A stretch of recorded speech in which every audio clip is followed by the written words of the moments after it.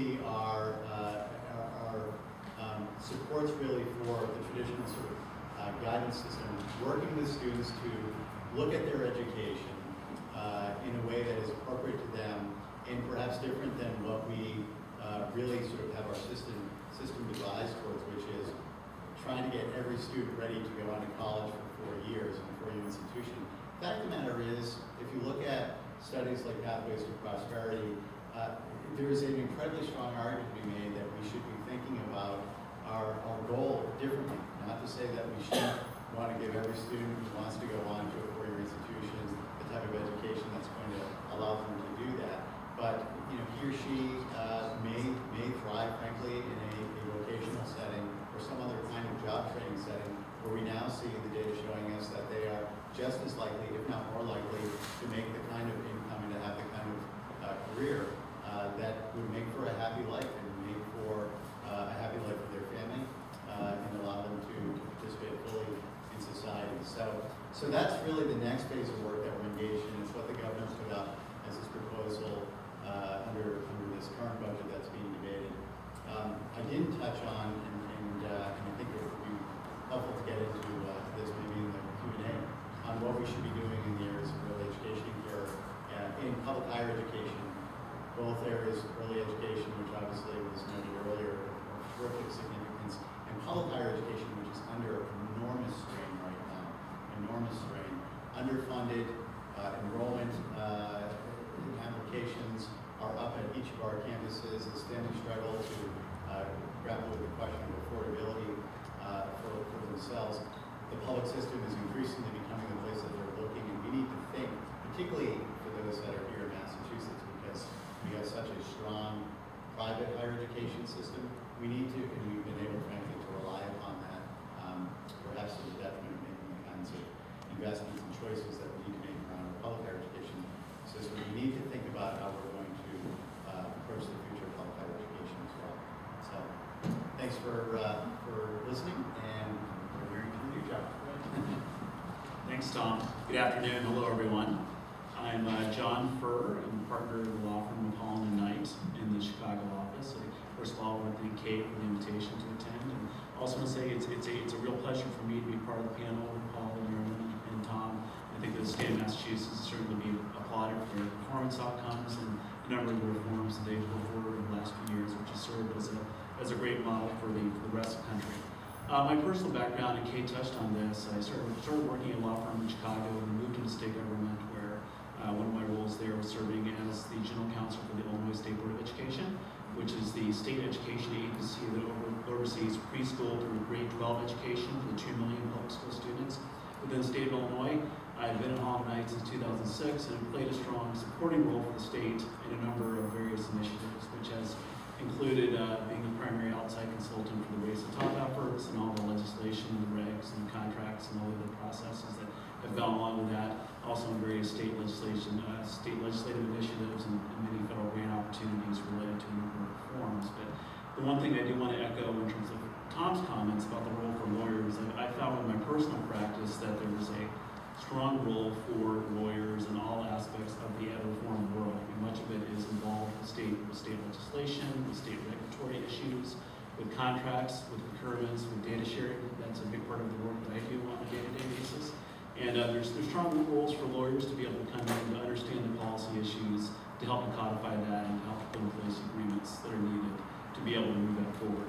But for my time this afternoon, what I'd like to talk to you about is some of the state legislative processes that we've had in the state of Illinois over really the last 3 years, where there's been more legislative activities within the education reform space within that 3-year period.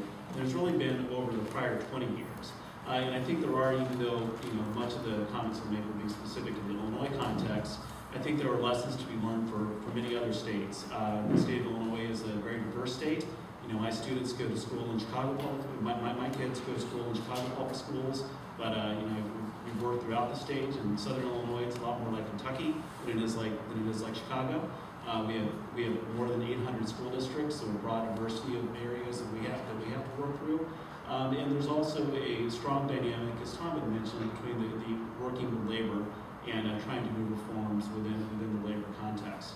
And so what I'll do is kind of talk about some of the major substantive areas, peel back the curtain a little bit on some of the sausage-making process that we had gone through, and I'm really going to talk mostly about our experience with a law called Senate Bill 7, which is dealing with teacher performance evaluations and tying effectiveness to major union capital decisions, which has gotten a lot of national attention.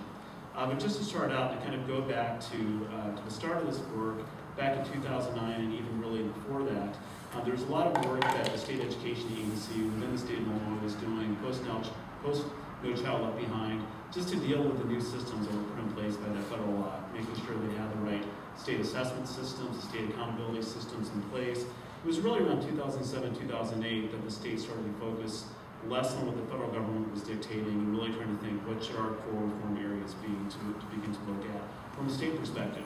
And those included college and career-ready standards, included state interventions in low-performing schools. We were closely with Mass Insight as part of that work around the policies. And it also included looking at data system issues. And data may not always sound like the sexiest topic to try to tackle from an ed reform perspective. But for the leaders there in the state of Illinois, I think they clearly understood that unless you can begin to understand what are the factors that are impacting the achievement gap, how that relates to in-school components with the teachers and principals, how that relates to the out-of-school components in terms of the family dynamics and the demographic issues there, that we're really never going to have the information that we need to truly tackle these problems. So starting in 2009, the state of Illinois, led by the efforts by the state superintendent, really started to focus and to tackle this data issue and looking at how do we establish a clear legislative framework for a state-launched data system. Now, the state had done a lot of work in recent years to put in place some of the mechanical functions to collect that data, but what the law that was worked on in the spring session began to put in place was clear authority around data collection across the board, just to really answer the questions that to the extent that the state needs data to be able to answer critical questions, that it would have authority to do so. And that included data related to teacher and student linkages, which obviously included a lot of negotiated discussions around how that would play out. It included even having the state begin to collect items like transcript data, so you can begin to make the connections around grades and performance and the other issues happening at the school level. From the higher ed perspective, really this law focused on broadly expanding the data that the state could collect from higher ed institutions, both public and private. And that was a very big step forward for our state to begin to bring higher ed into that data conversation and also begin to create the linkages about how do you make sure that you can have data that moves from preschool to K-12 to higher ed and on into the workforce. So that was the large focus within 2009 was the 2009 legislative session. Really the first wave of activities down in Springfield was tackling this data question and working through it in a process to structure that in bill format and to make sure that those questions were answered about it. You know, one thing about the legislative process as it played out, we have in the state of Illinois what's called the agreed bill process, and there's a lot of issues. There's a lot of bare knuckle politics in my home state, and we were talking about trying to raise taxes or pension issues, and it's pure politics. You know, it's that fight that's happening. But a lot of the issues that I work on are below that level, where you can actually bring people to the table. You can work through a negotiated process and come to consensus around many of these issues.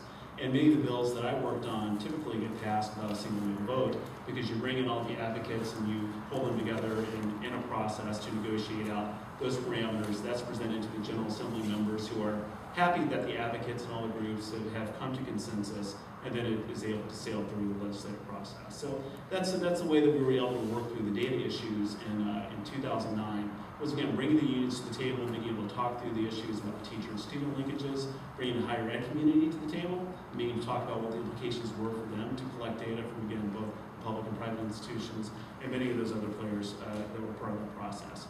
We also tackled in that legislative session issues around charter schools, which really within Chicago in particular, the expansion of charter schools was beginning to bump up against the state's cap that was set. So there was a major effort in that 2009 session to raise a charter school cap, which would particularly impact Chicago's ability to continue to rely on charter schools. Now this was a time in early 2009 where Race to the Top had been passed as part of the stimulus bill. So again, we sort of knew, and what Tom was saying, people didn't really know exactly how that was going to play out. We knew sort of the broad issues that were going to be part of the Race to the Top initiative. But still, these were areas that we were moving ahead on the assumption that they would be helpful for Race to the Top, but not really being sure exactly what the clear priorities would be. So that all changed in the summer of 2009 when we when we were able to receive in hand the priorities from the federal government about what they cared about for points within this competition. And the state of Illinois was very enthusiastic about trying to seek a $400 million grant for many of the same reasons that Tom had mentioned, and also because there was a decision made that really the priorities that were set out by the federal government actually were very much aligned with priorities that the state had been looking at for some time around college and career ready standards, around data, and around looking at low-performing schools. But the one area, though, that the state of Illinois hadn't done much work on, but that we received a loud and clear message we had to tackle, was teacher and leader effectiveness. That was the one area in the Race to Top application that the most points were targeted in that area. What are you doing to make sure that you have the most effective teachers that are in front of students in the classroom, and the most effective principals as possible that are leading schools? And that was an area where, frankly, the state of Illinois knew that was important, but it hadn't been a policy focus, largely because it's a difficult area to tackle. There's a lot of dynamics that are involved within that, and we had not made the strides that some states had in that area. One of the reports that really drew a federal policy was a report by the New Teacher Project called the Widget Effect. Just by show of hands, are the people who've heard of the Widget Effect report?